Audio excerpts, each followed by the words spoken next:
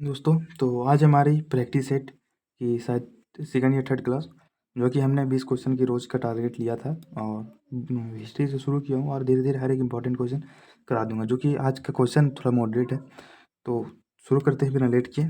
तो पहला क्वेश्चन देखते हैं। बौद्ध धर्म में भिक्षुनी बनने वाली प्रथम महिला थी, यानी कौन थी? महाप्रजापति, गौतमी या सुजाता, या इनमें से कोई नहीं, या संघमित्र। तो वो पहली स्त्री कौन थी जो भिक्षु बनी थी? वो प्रजापति गौतमी थी, जो कि बौद्ध धर्म की जो महात्मा बुद्ध थे उनकी मौसी थी, जिन्होंने इनका लालन पालन किया। तो थोड़ा रिवीजन आप लोग को करा देता हूँ। बौद्ध धर्म, तो गौतम बुद्ध के बचपन का नाम क्या था? सिद्धार्थ था। इनकी माता महामाया, जो कि इनके जन्म के 7वें दिन या 8वें दिन ही मर गई थी। और इनका जो लालन पालन करती है महाप्रजापति गौतमी। जो बौद्ध धर्म की प्रथम महिला भिक्षु यही बनती है, महाप्रजापति गौतमी।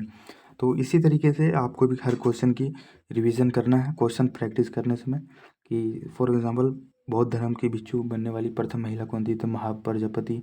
तो इस टाइम आप बौद्ध धर्म के सारे इंपॉर्टेंट जितनी आपकी माइंड में आए सारे आप रिवीजन कर ले। इस तरीके से होता है रिवीजन, ना कि आप पीछे नोट्स को ऐसे कलम से रिवीजन करें। वो ऐसा रिवीजन नहीं होता, रिवीजन प्रैक्टिस होता। अब प्रैक्टिस से इस तरीके से रिलेटेड करने के बाद ये रिवीजन होता है। तो चलिए देखते हैं यार, मैं ऐसे ही थोड़ा थोड़ा टिप्स देते चलूँगा हर एक क्वेश्चन के ऑब्जेक्टिव के साथ। तो देखते हैं दूसरा क्वेश्चन। बुद्धचरित सैंद्रनाथ शरीपुत्र प्रकरण के संरचनाकार कौन थे? तो आपको भी जो क्वेश्चन नहीं समझ में आए तो ऐसे ही एक एक अक्षर तोड़ तोड़ कर पढ़ना है, क्योंकि तो शुरू में आपको फास्ट करने के लिए थोड़ा सोलो चलना ही पड़ेगा, तो आपको तोड़ तोड़ के पढ़ना पड़ेगा। तो बुद्धचरित सैंद्रनाथ शरीपुत्र प्रकार के रचनाकार कौन थे? तो इसका आंसर हो जाता है बी, अश्वघोष, जो कि जो बुद्धचरित के जो कवि थे।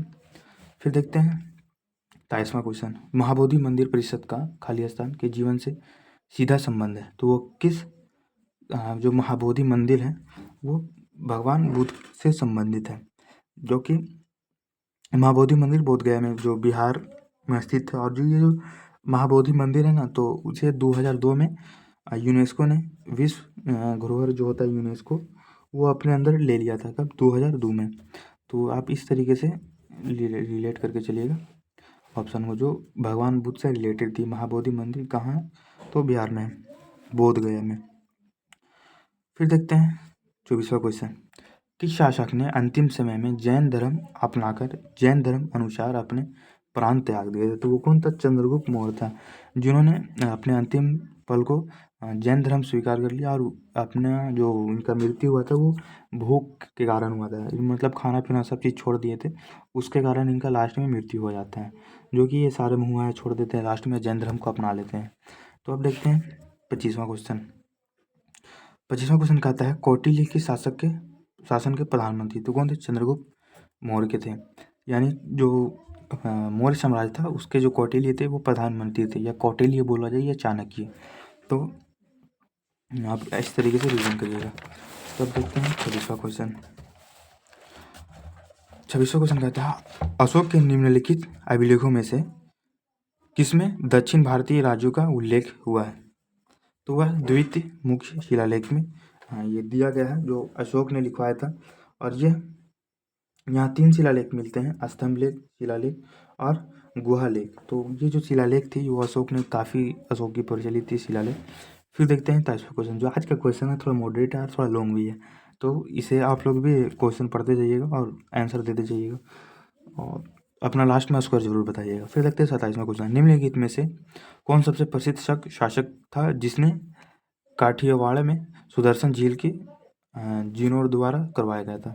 तो कौन था? रुद्रदमन प्रथम। जो कि ये सब काफ़ी इंपॉर्टेंट है, तो इसको आप इसकी मैं टेलीग्राम में डाल दूंगा ये क्वेश्चन की जितनी प्रैक्टिस है, तो इसे आप एक से फिर बार रिवीजन कर लीजिएगा। फिर देखते हैं दिल्ली के प्रसिद्ध लौह स्तंभ का निर्माण किस वंश ने करवाया था? तो वो गुप्त वंश के शासकों ने करवाया था। जो दिल्ली में एक लौह स्तंभ है जो कि काफ़ी प्राचीन है और वो अभी तक जंग नहीं लगा है, तो उसके पीछे साइंटिस्टों ने काफ़ी मत दिया है, क्योंकि उसके ऊपर का जो परत है वो अजीबे टाइप का बनाया गया था, जो है लोहा ही, पर आज तक उसमें जंग नहीं लगा। तो आप इंस्टा या यूट्यूब के रील्स पे आप लोग ने देखा होगा उसके बारे में, कई टॉपिक उसके ऊपर बनता है, तो उसे आप लोग देखे होंगे तो रिलेट करते चलिएगा। फिर देखते हैं 19वां क्वेश्चन, निम्नलिखित में से किस विश्वविद्यालय की स्थापना पाल शासकों ने करवाई थी? पाल शासकों, तो वो किस शासकों ने करवाई थी? तो यह हो जाता है विक्रमशिला ने करवाई थी। ये जो शासकों थे उन्होंने करवाए थे, विक्रमशिला। फिर देखते हैं 30वां क्वेश्चन, प्राचीन हड़प्पा शहर किस नदी के वर्तमान में सूखे मार्ग के तट पर बसाया गया था? तो रावी नदी किनारे था। जो हड़प्पा सभ्यता अगर क्वेश्चन पूछे तो आपको सिंधु सभ्यता सिंधु नदी के किनारे है। अगर सिर्फ हड़प्पा शहर, यहाँ ये इंपॉर्टेंट है, हड़प्पा शहर तो ये कहाँ है? तो ये रावी नदी किनारे। और सिंधु नदी के किनारे कौन थे? हड़प्पा सभ्यता या सिंधु घाटी की सभ्यता। और इसकी खोज 1921 में करता है दयाराम साहनी द्वारा, और इनके नामकरण कौन किया? तो सर जॉन मार्शल ने करवाया। और फिर देखते हैं 21वां क्वेश्चन, जो कि ये काफ़ी इंपॉर्टेंट थी, इसको आप लोग एक बार पढ़ के आप लोग देख लीजिए, फिर मैं पढ़ के बताता हूँ।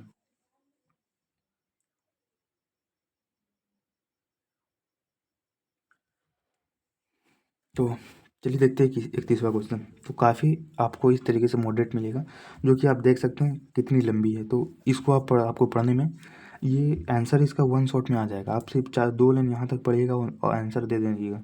लेकिन जो जिनका टाइम लेने के लिए एसएससी क्या करता है, इतने लंबे क्वेश्चन देता है। जो आप यहाँ से यहाँ तक पढ़ेंगे तब तक आपका 30 सेकंड कम से कम चल जाएगा, और आप अगला क्वेश्चन करने में 30 सेकंड लेट हो जाएंगे।